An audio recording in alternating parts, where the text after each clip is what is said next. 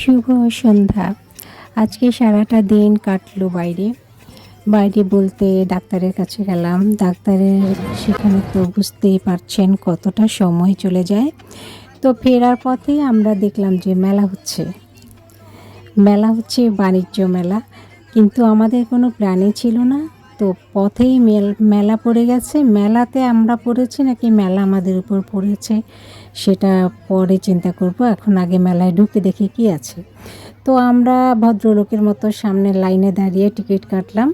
Ticket কাটার পরে ভেতরে ঢুকে দেখি পেছনে বিশাল বিশাল ঢোকার জায়গা আছে যেখানে কোনো টিকিট লাগে না। সবাই পেছন থেকে ঢুকছে আর আমরা কিছু ভদ্রলোক আমাদের মতো আরও আছে। ভদ্রলোক বলতে সৎ সৎ এবং ভদ্রলোক যারা টিকিট কেটেই মেলায় ঢুকি। তো যখন মেলার লাস্ট স্টলটার থেকে বের হচ্ছে তখন দেখলাম যে পিছনের গেট আরও বড়, সেখানে কোনো লাইন নেই এবং সেখান থেকেই সবাই ঢুকছে কোনো টিকিট ছাড়াই।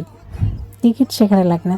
তো কোনো ব্যাপার না, আমরা টিকিট কেটেছি বোকার মতো না, আমরা আসলে সরল সহজ।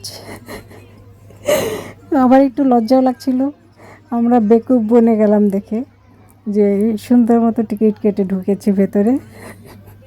পিছনের গেটে টিকিটের কোনো বালাই নেই, সবাই ওখান দিয়ে ঢুকছে বেরোচ্ছে।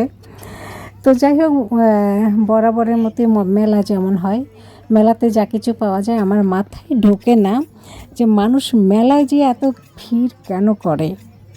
কারণ এই মেলায় যা যা পাওয়া যায় সমস্ত মার্কেটে পাওয়া যায় এবং এখানে এক জায়গায় হয়তো সব কিছু পাওয়া যায়, কিন্তু এখানে তো আরও বেশি কষ্ট।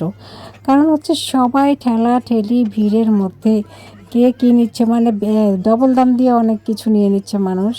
তারপরে আমার আলাদা করে মনে হয়নি কোনো কিছু এখানে পাওয়া যাচ্ছে কিংবা স্পেশাল কিছু, যেগুলো আমরা সচরাচর নিউ মার্কেটে গেলে পাই।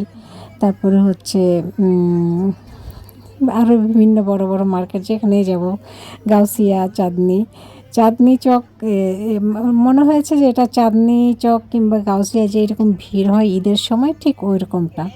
তো কোনো রকম ভিড় ঠেলে বের হয়ে এসে বাইরে এই যে নাগরদোলা, তারপরে হচ্ছে জোকার, এদেরকে দেখে একটুখানি মনটা শান্তি পেলাম। কারণ ছোট ছোট বাচ্চারা খুব এনজয় করছে দেখলাম এখানে। তখন মনে হলো যে মেলাটা আসলে ওদের জন্যই।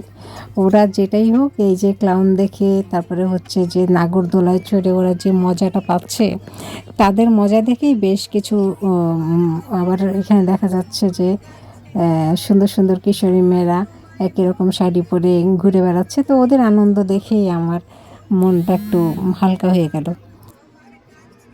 তারপরে তো ঘোরা শেষ, পিঠা ফুচকা খেয়ে এখন বাড়ি চলে যাচ্ছি। টাটা, বাই বাই, আর আসার ইচ্ছা নেই।